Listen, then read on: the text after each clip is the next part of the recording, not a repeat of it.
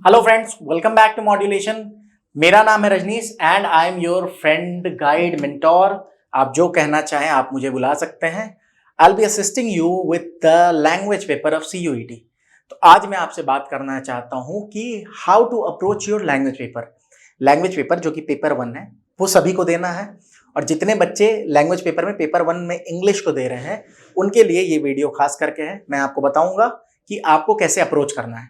At the same time आप English की जगह हिंदी भी अगर चूज कर रहे हो तो इस वीडियो को देख सकते हो, क्योंकि मोर और लेस यही चीजें आपको फॉलो करनी है वहां भी। तो लैंग्वेज पेपर के लिए आज हम देखेंगे कि क्या आपकी स्ट्रैटेजी होनी चाहिए ताकि आप मैक्सिमाइज कर सके अपने मार्क्स को। सबसे पहली चीज, you always have to be aware of your syllabus.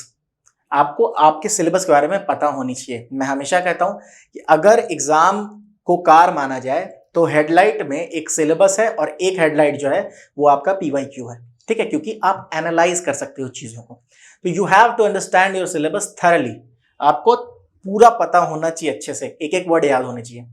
आपके जो सिलेबस में दिया हुआ है CUET के, अगर मैं NTA की वेबसाइट पे बोलूं तो वो सिलेबस ये है कि questions from the language section will be from the following topics but are not limited to. ये एक गाइडलाइन है आपके पास कि इनमें से क्वेश्चंस होंगे, बट लिमिटेड नहीं है। यहाँ बाहर से भी क्वेश्चंस आ सकते हैं। अब बाहर का मतलब ये भी नहीं समझना है कि बिल्कुल कहीं से भी वेग क्वेश्चन पूछ देंगे, कुछ इनकी भी जो है लिमिटेशन होती है।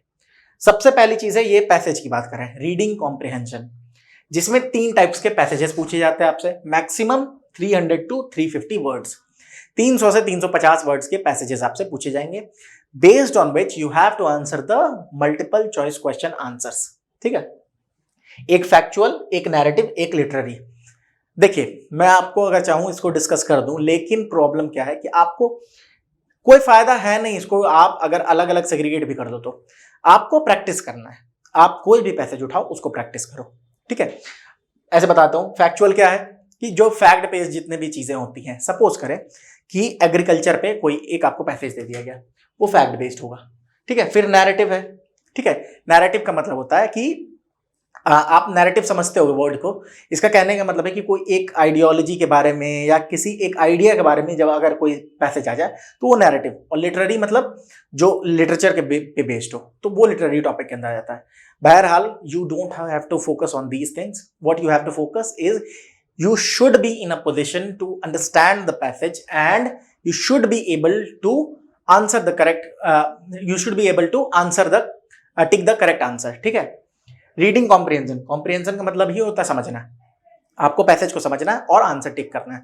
ये बहुत स्कोरिंग है, बिकॉज आप क्रॉस चेक कर सकते हो। आपके पास पैसेज है, क्वेश्चंस है, क्वेश्चंस में जो आंसर है आप क्रॉस चेक कर सकते हो पैसेज के साथ, ठीक है। तो यहां आपके पास मौका है, आप मैक्सिमाइज कर सकते हो मार्क्स को। नेक्स्ट चीज क्या है? वर्बल एबिलिटी, ठीक है, जो कि आपका ग्रामेटिकल पार्ट है mainly.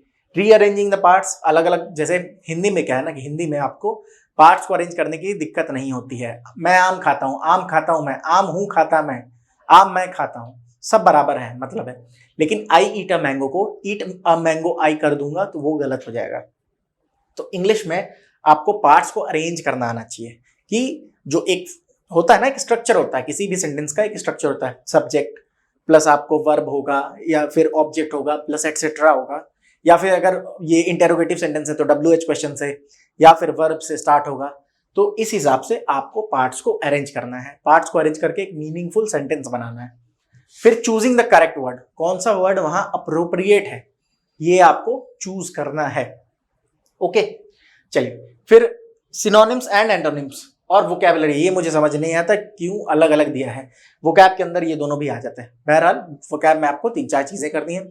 Idioms and phrases, one word substitution, synonyms and antonyms, ये 4 चीजें आपको वोकैब में करनी है।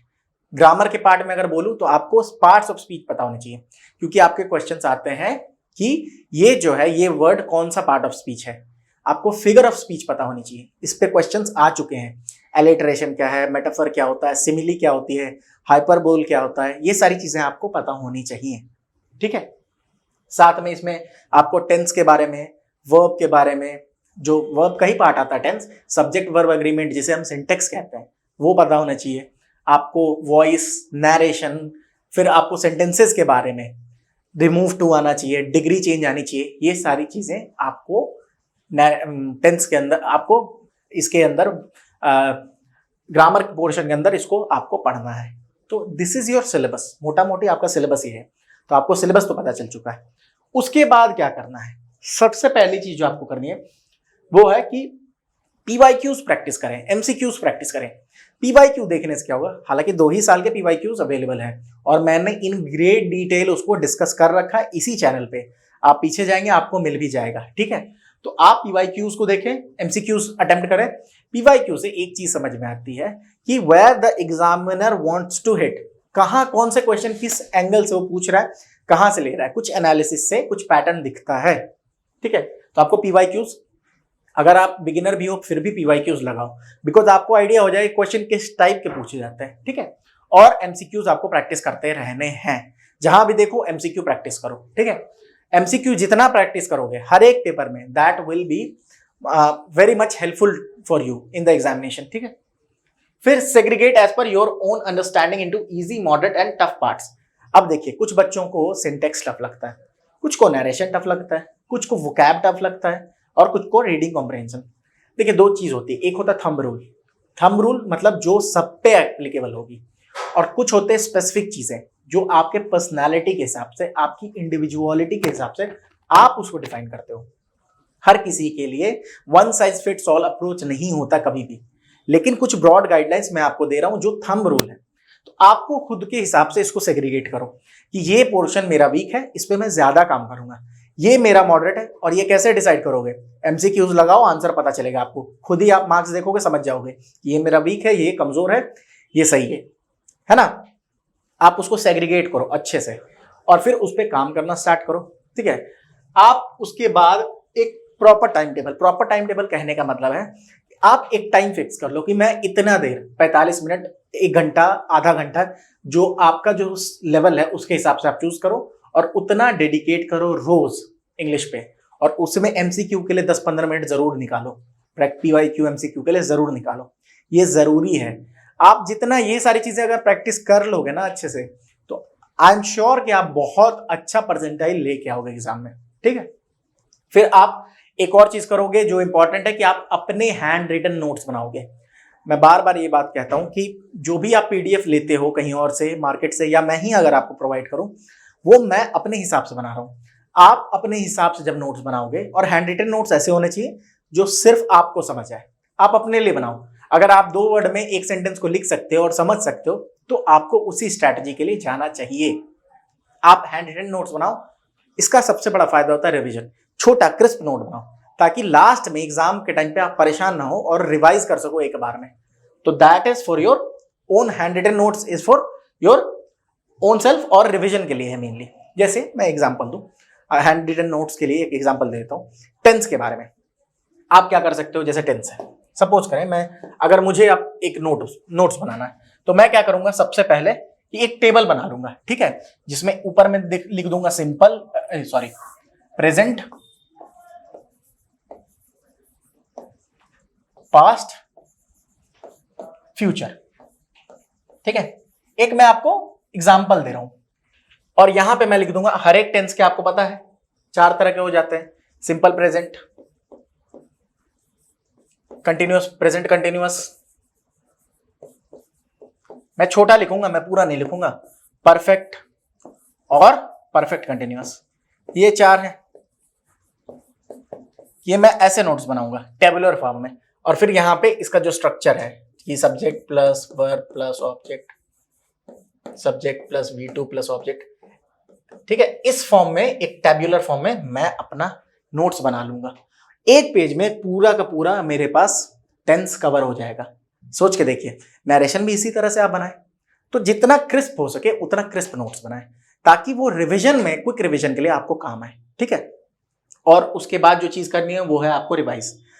जो भी चीज पढ़ रहे हो, अभी कोई नई चीज पढ़ रहे हो, हमेशा ये होता है कि आप वीडियो जैसे देख के अगर सीख रहे हो या कुछ पढ़ रहे हो, तो होता क्या है ना कि उस टाइम पे हमें लगता है, कॉन्फिडेंस बहुत ज्यादा होता है कि हम तो सीख चुके हैं इस चीज को, बट आप ह्यूमन हैं and every human is forgetful, आप भूलेंगे चीजों को। तो इसीलिए आप पढ़ो, थोड़ी देर बाद फिर से उसको रिवाइज करो और एक बार रात में सोने समय या अगर रात में पढ़ रहे हो तो उठने समय उसको रिवाइज करो। रिवीजन के लिए एक स्ट्रैटेजी बनाओ कि रात में मैं 1 घंटे या 15 मिनट या 20 मिनट जो दिन भर में मैंने पढ़ा है उसको रिवाइज करूंगा, या फिर आप 2 दिन अलग से कर लो कि सैटरडे संडे में सिर्फ रिवीजन करूंगा। रिवाइज करोगे तो ही क्लियर होगा। मैं बता रहा हूं सबसे इंपॉर्टेंट चीज है रिवीजन। जितना आप पढ़ लो, आप अगर अलग अलग नई चीजें पढ़ने में मजा आता है, लेकिन उसको ग्रैस्प कितना कर पा रहे हो दैट इज इंपॉर्टेंट। तो revise revise keep on revising, that is the only way to succeed in this examination और for that matter in any examination across the board. कोई भी एग्जामिनेशन क्लियर करने के लिए the most important thing is revision. ठीक है, तो आप उस पर फोकस करें। आई होप आपको चीजें समझ आ गई होंगी। अगर अभी भी कोई प्रॉब्लम है, कोई डाउट है, तो आप कमेंट बॉक्स में डालें। आई ट्राई माई लेवल बेस्ट कि मैं आपको आंसर दूं उसके बारे में, उसके ऊपर एक वीडियो बनाऊं। ठीक है, आपको चीजें समझ में आ जाए इसके लिए मैं पूरा प्रयासरत हूं। I try my level best. ठीक है, I want to give you some information about our app, the modulation 2.0 app, जहां पे आपको CUET से रिलेटेड सारी जानकारियां मिल जाएंगी। अगर आप फिर भी हमसे कांटेक्ट करना चाहें तो 9015781999 पे आप कॉल कर सकते हैं। At the same time modulation CUET 2024 आप टेलीग्राम में सर्च करेंगे तो आपको हमारा चैनल मिल जाएगा, जहां हम चीज़ों को अपडेट करते रहते हैं, बहुत सारी चीज़ें और डालते हैं। हमारे कम्युनिटी पोस्ट पे MCQs अटेम्प्ट करें, जो फैक्ट्स आ रहे हैं उनको ध्यान से देखें, एंड प्लीज़ इस वीडियो को लाइक कर दें, थोड़ा सा सब्सक्राइब करें हमारे चैनल को, शेयर कर दें दोस्तों के बीच। That is a kind of boost for us. ठीक है, थैंक यू। मिलते हैं किसी और वीडियो में। Till then take care and keep on revising things.